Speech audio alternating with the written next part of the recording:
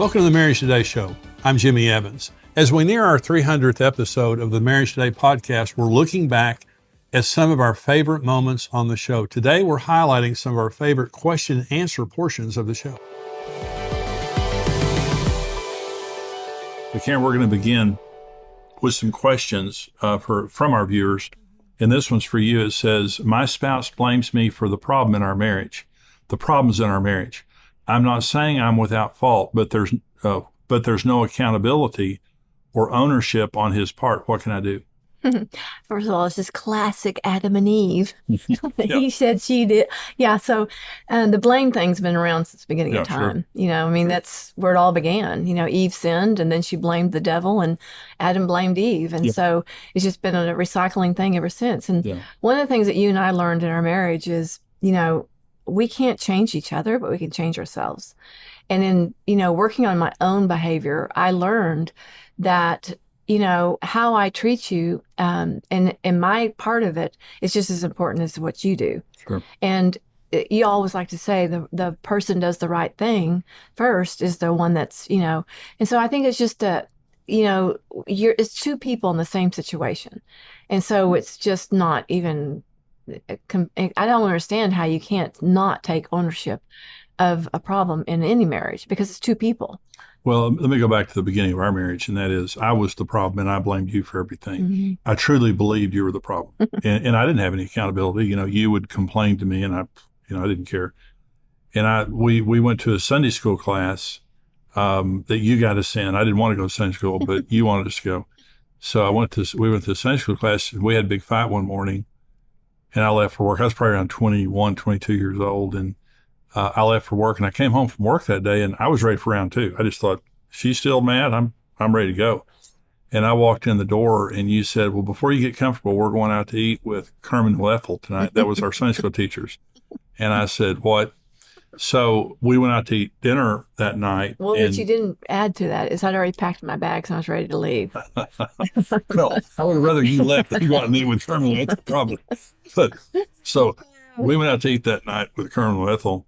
And they're real nice people. We were in their early 20s. They were probably in their mid 40s or something.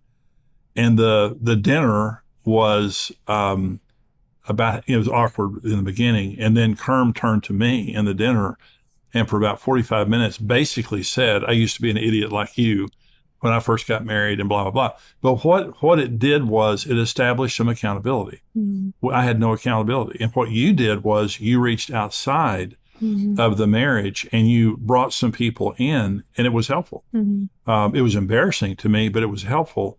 And the thing that was helpful to me also, Karen, was when Kerm was saying, I was like you, and blah, blah, blah. Yeah. And to see the consequences of that. So I think that counseling is the very best thing you can do when you get to this kind of a position where there is no accountability. She says ownership on his part. Go outside, and even if your spouse won't get counseling, go get counseling for yourself. Mm-hmm. Improve yourself, and it'll help your marriage. That's good. My wife gives most of her time to taking care of the kids. She says they won't be here forever. How do I get her to realize I'm important too? Well, this is a common thing too. I think that a lot of women get caught up with, being a mother, especially if they had infertility issues at the beginning, and then they finally have that child. It's like, and so I think it's just an instinct within us, to nurture, take care of our children, and they're easier than sometimes, with our husband, because our husband's busy working and we're with the kids. But this is a dangerous thing, very dangerous, because the kids are not going to be with you forever. Oh. And so if she can say, well, they won't be there forever, but then if they aren't, then what are you going to do after they're gone? Because you don't have a marriage. I know so many couples that their relationship, they had to rebuild it. They had to go through all the process again of rebuilding the relationship because they didn't take care of it when they were married, or they end up in divorce. Or just miserable. Mm-hmm. That we've had an empty nest, Karen, for 26 years. Mm-hmm. And so, our kids are in their 40s. We have 5 grandchildren. And so it's so short-sighted to give up your marriage for your children. The other thing is, how are your children going to succeed in marriage if you don't show them how? Exactly. When and they feel like they're the center of your universe. That's not a healthy environment. And so your God is first, your marriage is second, then your children. you love each other first, and then you love your children, and that makes them feel secure. And then when they leave home someday, they have the knowledge of how to have a successful relationship. Very dangerous thing. I feel disrespected by my wife. What can I do to establish respect? Well, the thing that I think it's hard. It's hard when someone's disrespecting you. You just can't make them respect you. And in this teaching that we're going to go to here in just a minute, and this is also now in my book, Marriage on the Rock, and also in the seminar, Marriage on the Rock, the number one need of a man is honor. Number one need, period, no question mark. No, it is absolutely the number one most profound need that a man has. And so when women, a lot of times women will see men as egotistical. And it's like, you're just too sensitive. You're just too egotistical. It's just the way God made us, so in other words, you can say anything you want to me, but the way you say it is very important to me. And we're very, very sensitive in the area of our egos. And what this man is saying is, I feel disrespected by my wife. You need to get counseling. You need to read the book together. You need to do whatever, but it'll never change. A man will always need respect. And it says in Ephesians 5, by the way, that a woman should respect her husband as she does Jesus. The standard there is, how would you talk to Jesus? How would you respond to Jesus? Well, and what you're saying is what I was about to say is talk. Words are powerful. You and I were just talking about this morning about how, words can bring life or death, and they can bring. And so what women need to understand is the words that you speak in your home are producing something in your home, either a good crop or a bad crop. And so the words you speak, if they're gracious and kind, then you're going to experience gracious, kind atmosphere. But if they're demeaning and disrespectful and putting people down, and, that's the atmosphere you're building. And so in the home, a woman's words can produce such great things. My wife says that she prayed and God told her to divorce me. Before she served me with a divorce notice, I felt that God told me to serve my wife and to love her unconditionally. Oh, these are conflicting statements, and it feels like my God against her God. How do I know which is true? Well, it's true. When she says, if this wife says that she prayed and God told her to divorce him, I would think that she had biblical grounds. Yeah. So the biblical grounds for divorce, according to Matthew 19, would be adultery. But, it's not just adultery. It is serial adultery. It's unrepentant sexual sin. Just because your spouse cheats on you one time, it doesn't mean you have to divorce them. You could, because it does violate the covenant of the relationship. But you can also forgive them. But what it's really talking about there, because when Jesus said, if any man divorces his wife except for porneia, that's the word. It means egregious, unrepentant sexual sin. And so if your spouse is a cheater and they have been, serially unfaithful, well, obviously that warrants a divorce, if you wanted a divorce. Then in 1 Corinthians 7, the Apostle Paul is talking about a believer married to an unbeliever, and it's talking there about not just an unbeliever, but someone who refuses to put faith in God. In other words, this is, in the two issues there are abandonment and abuse. The Apostle Paul says if an unbelieving spouse will not live with a believing spouse, the believing spouse is free. Well, there's a couple of ways to say, I'm not going to live with you. One is to abandon you, okay, and the other one is to beat the heck out of you or to abuse you. And so, been a pastor for 40 years, and Karen, we've helped a lot of people in marriages. And so if this wife is saying to her husband, the Lord told me to divorce you, I would think in that marriage there would be serial adultery, abuse, or abandonment. Now, if there isn't, she's not hearing God. And a lot of people will say they hear God to justify an action. So let me just say here, unless there's a biblical reason for her to divorce him, she's not hearing God. But I believe what he's saying, Karen, is God. Mm-hmm. If he's saying, in spite of the fact that my wife's divorcing me, the Lord is speaking to me to love her unconditionally. Well, that's what the Bible says. Mm-hmm. That's 1 Peter 3. And so at this point, not only knowing what we know from the question, I would vote for him. Yeah. And I would just say he's probably hearing God, she's probably not. Mm-hmm. Well, the scripture comes to my mind while you're talking, not to anything about what she's saying, but is when I was young, when I'd read the scripture about what Jesus was telling the Pharisees, that they wanted a divorce, and Moses let us get divorced, and Jesus said it's because of your hard hearts. That's right. And that stuck with me as a young wife. Is I remember thinking, oh my gosh, your heart could be so hard that you could believe something and it not be true. Yeah. And so, and that's another thing that as a woman anyway, that we do have to check ourselves. We have to check and ask ourselves what's really in our heart, what's really coming out, because your words will manifest what's in your heart. Oh yeah. So there's probably a lot more, that's not being said here, and and it would be helpful really to know more of the details, but it is, and the hardness. If you're unforgiving, well, the other thing put is because Ephesians 4 says, "Be angry, don't sin." Don't go to bed on your anger, or you'll give the devil a foothold. The word devil there's diabolos, it means slander. When you go to bed on anger, you actually open a door to the devil, and you can think you've heard God, but you've actually heard the devil. And so it's a very dangerous thing. It is. My wife and I have been married for 16 years, and I still struggle with her past. She had a one-night stand when we were dating, and it still hurts me to think about that after all these years. I know she would change the past if she could. Why can't I get over this? Forgiveness. Forgiveness? Yeah. I mean, sometimes you just need someone to walk you through forgiveness. Yeah. Because if you can't forgive something that happened before they even got married, I mean, because he's still holding her account. She's in an account with him right now. She owes him a debt that she's done something bad and he can't get over it.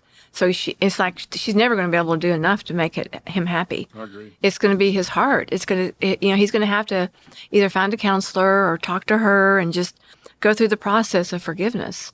And but it doesn't sound healthy to me at all. That if this is his mindset, I would definitely think that he needs to go through forgiveness.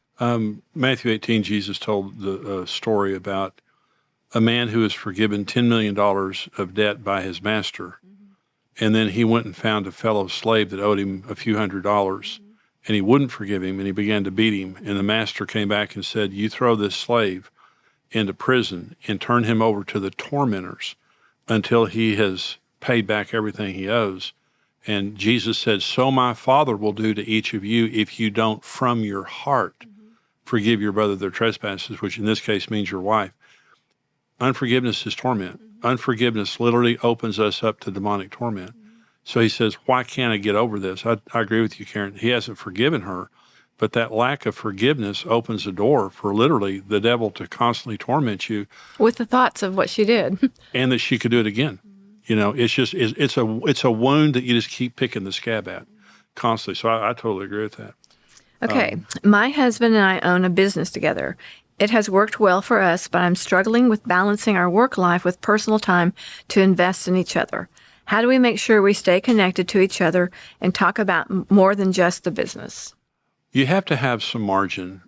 When you have there has to be a time when you shut the door, and this is even more critical if you work from home, that you shut the door, close your computer, turn off the phone, and just have time together. And you're not talking about the business. It's just personal time. The problem comes when you work together that everything you're working too much, you're spending too much energy in the business, and you don't have the emotional energy to spend on each other. You need to be having a date night. You need to have time of just being together, of just hanging out and just being together.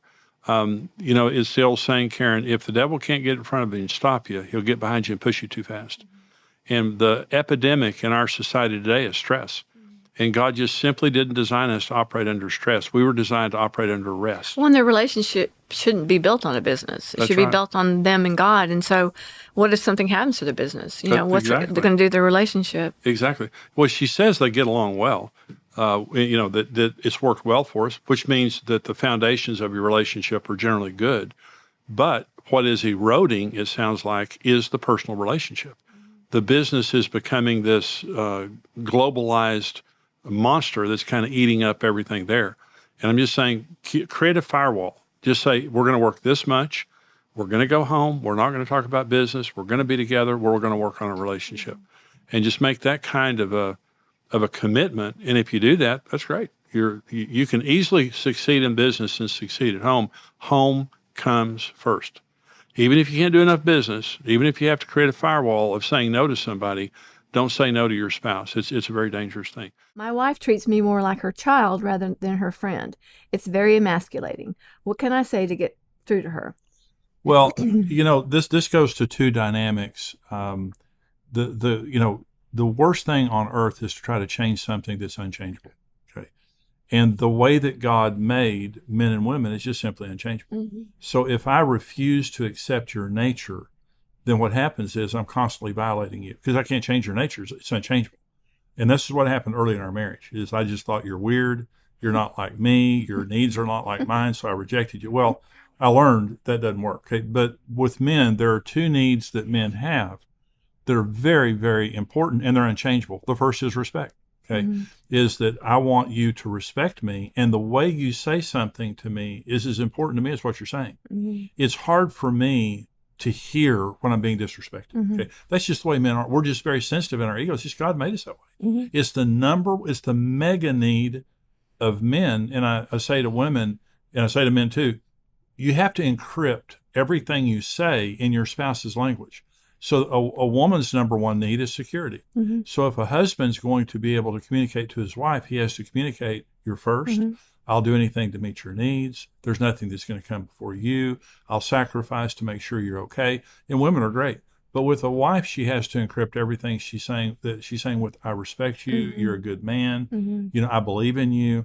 The second need that a man has is friendship with his wife. We want to be buddies with our wives. So when you treat your husband as a child, not only are you violating, this is what he's saying, my wife treats me more like her child than her friend. Okay. Mm-hmm. Well, you fall in love being friends. You don't fall in love because you disrespect each other. Mm-hmm. So with a man, when you're dealing with a man, he needs respect and he wants to be your buddy. Mm-hmm. And when you honor the way that God made him in that regard, it's great. And it says, what can I say to get through to her? I talk to her and I go to counseling. I think that, and also my books, Marriage on the Rock and also 4 Laws of Love, talk about the differences between men and women. I think reading a book together and also going to counseling would be a good idea to break through in this area. That's good. I got a question for you. Okay, but I was going to say something about that. Okay. Because this is the thoughts that came to my mind when you were reading that. Because the thing about mothering, I think it's awful. I think when women try to mother their spouse, I mean, I know I do that with you sometimes, and I know in the past I have. And, I agree with you. It is emasculating. But my thoughts, too, when you were saying that is, as a woman, I don't mind being fathered, but I think men don't like being mothered. And so, because I'm going to argue with that just a little. I don't mind being fathered. And so, but the thought I had was, as a woman, our number one need is security. Right.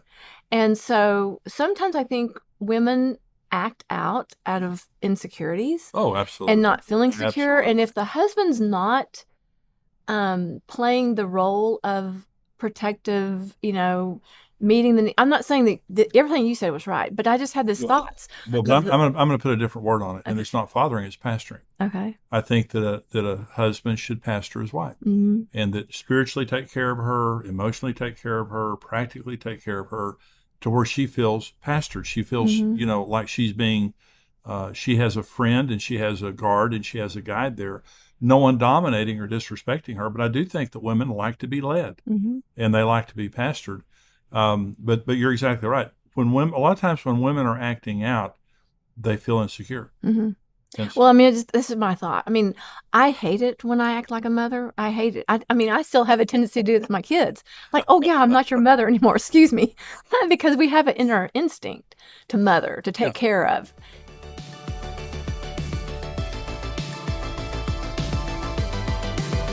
Hey, this is Brent Evans with XO Marriage, and I want to thank you for listening to the Marriage Today podcast. We believe your marriage has a 100% chance of success if you do it God's way. If you enjoyed today's teaching and want to keep learning, hey, subscribe to the Marriage Today podcast and take some time to leave us a review. Your reviews help us spread the word and can encourage someone else in need. For more great marriage content, check out xomarriage.com, where you can see all of our marriage building resources, articles, and live events.